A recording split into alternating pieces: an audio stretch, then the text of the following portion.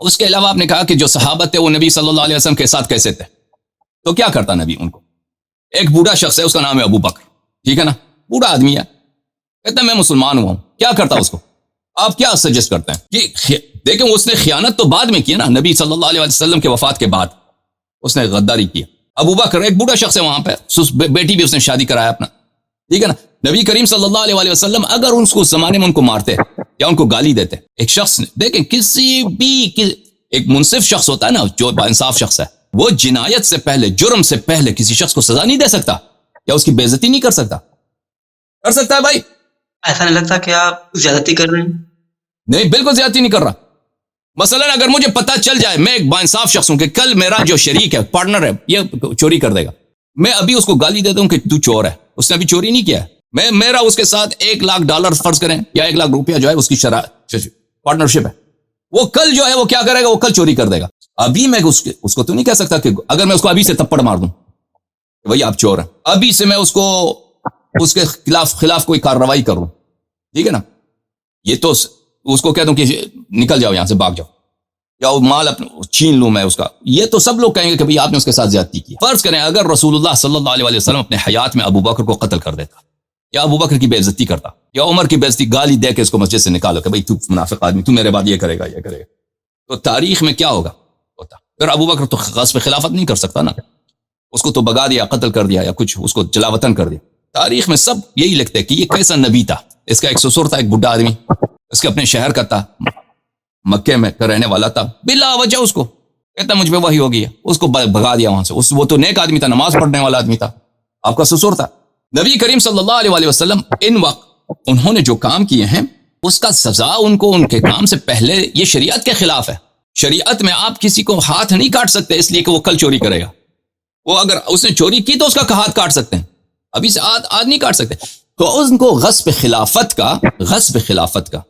پہلے سے سزا نہیں دے سکتا۔ نبی کریم صلی اللہ علیہ وسلم یہ کر سکتا ہے کہ ایسے براہین ہمارے سامنے رکھ دے اپنے حیات میں کہ یہ لوگ امامت کے اہل نہیں ہیں، اور انہوں نے یہ کام بہت سارے کیے ہیں۔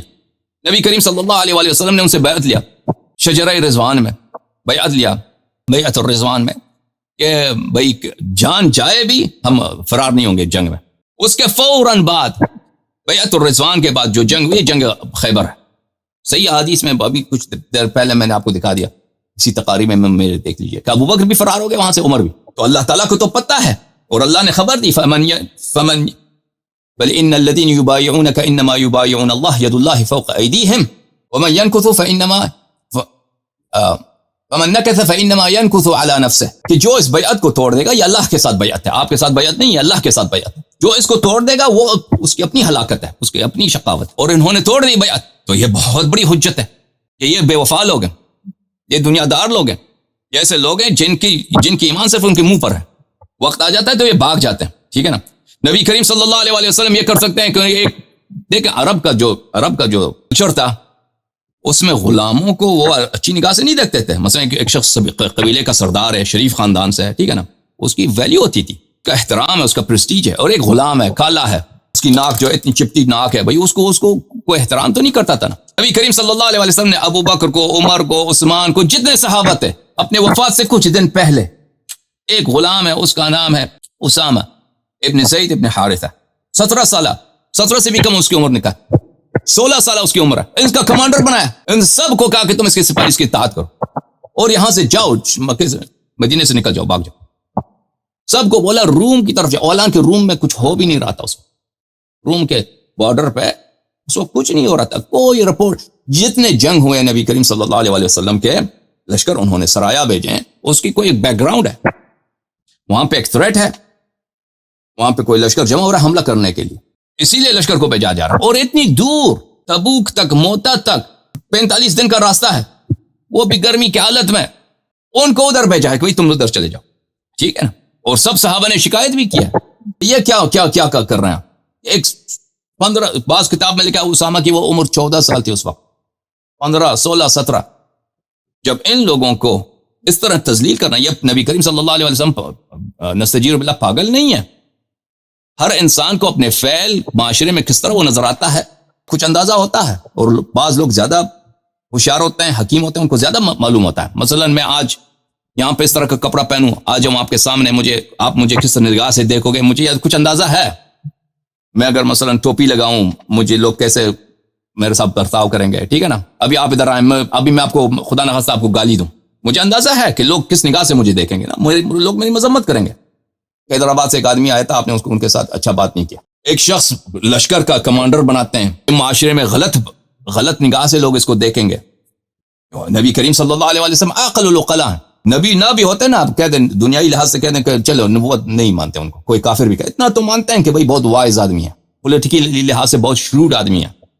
اپنے معاشرے کو اچھی طرح سے جانتے ہیں. تو جب آپ ان صحابہ کو ان کا دیکھیں, ان سے زیادہ بے عزتی کیا ہے. اس ایک غلام کو آپ ان کے اوپر اپنے وفات سے کچھ دن پہلے اور کہتے ہیں کہ جاؤ, اور وہاں پہ کچھ ہو بھی نہیں رہا نا, اس سے زیادہ بے عزتی کیا کرنا. یعنی اگر یہ واقعہ اتنے قریب ہوتے رسول پاک صلی اللہ علیہ وسلم پہ, ان کے ایڈمنسٹریشن پہ اتنا اطمینان ہے,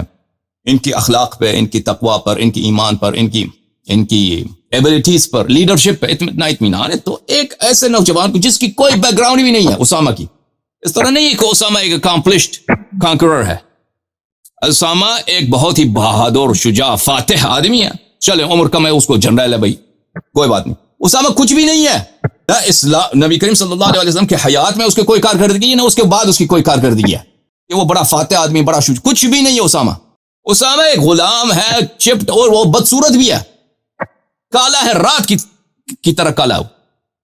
اور یہ عرب جو تھے نہایت قوم پرست لوگ تھے, یہ مسلمان تو ہوئے تھے لیکن وہ عادات تو ان سے نہیں گئے تھے. اس طرح ان کی بے عزتی کی نبی کریم صلی اللہ علیہ وسلم نے کہ اگر لوگ دیکھ لیں تو بعد میں آ جائیں, دیکھ لیں کہ ان کی لیڈرشپ پہ ان کا کوئی بھروسہ نہیں تھا. اس طرح ان کو بے عزت کیا تھا پیغمبر صلی اللہ علیہ وسلم نے. اور اس طرح کے مزید واقعات کہ ان کو کبھی کوئی عہدہ نہیں دیا تھا ابو بکر عمر,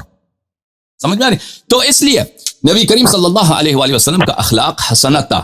کوئی بھی شخص آتا تھا کہ ہم مسلمان ہوئے, اس کو گود میں لیتے تھے, آغوش میں لیتے تھے, ان کو رد نہیں کرتے تھے کہ مجھے پتا ہے کہ بعد میں غیب کے عالم سے مجھے پتا ہے کہ آپ بعد میں مرتد ہو جائیں گے. کبھی اس طرح نہیں کرتے تھے. جو بھی شخص آیا وہ کہتا ہے کہ میں مسلمان, اس کو کہتا ہے ٹھیک ہے مسلمان, آ جاؤ, نماز پڑھو, نماز سکھاتے ہیں آپ ان کو عطایا. بل میں نے عرض کیا نا کہ عطایا جو آتے تھے, مال غنیمت, خمس وغیرہ, اپنے اہل بیت کو بھوکا رکھتے تھے, وہی لوگ جو عام مسلمان کو ان کو کھلاتے تھے. یہ نہیں کہتے تھے بعد میں سے آپ لوگ بہت سارے مرتد ہو جائیں. تو نبی کریم صلی اللہ علیہ وسلم اگر اس طرح کرتے نا اپنے علم غیب پر کہ مجھے اللہ کی جانب سے تو علم ہے کہ یہ آدمی بعد میں مرتد ہوگا, اس کو وہ برا برتاؤ کرتا ہے, تو اس طرح ان کی بڑی بدنامی ہوتی تاریخ میں. نبی کریم صلی اللہ علیہ وسلم جتنے لوگ تھے, عیسائی, یہودی, مشرک, کہتے ہیں یہ دیکھ یہ آدمی پاگل ہے. ہم نے دیکھا ہے فلانی شخص آیا ان کے پاس مسلمان ہوا, اس کو قتل کر دیا, یا اس نے کوڑے مارے, اس کو بے عزت کر کے شہر سے نکال دیا کہ تو بھائی بعد میں مرتد ہو جائے گا.